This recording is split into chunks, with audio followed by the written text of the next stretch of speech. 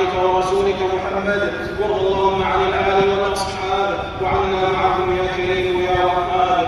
اللهم أعز الإسلام والمسلمين، اللهم أعز الإسلام والمسلمين، اللهم أعز الإسلام والمسلمين، وأذل الشرك والمشركين، ودمر أعداء الدين، وعم بالأمن والرخاء أوطان المسلمين، واحفظ بلاد الحرمين الشريفين من كيد الكائدين ومكر الماكرين وحسد الحاسدين وحقد الحاقدين يا رب العالمين. اللهم وفق إمامنا وولي أمرنا خادم الحرمين الشريفين لما تحب وترضى، وخذ بناصيته للبر والتقوى. اللهم وفقه وولي عهده لما فيه عز الإسلام وصلاح المسلمين يا رب العالمين. اللهم انصر جنودنا المرابطين على ثغورنا وحدودنا، واحفظ اللهم رجال أمننا واجزهم خير الجزاء يا رب العالمين. اللهم سقنا إليك بحلالك لا بامتحانك، اللهم سقنا إليك بحلالك لا بامتحانك،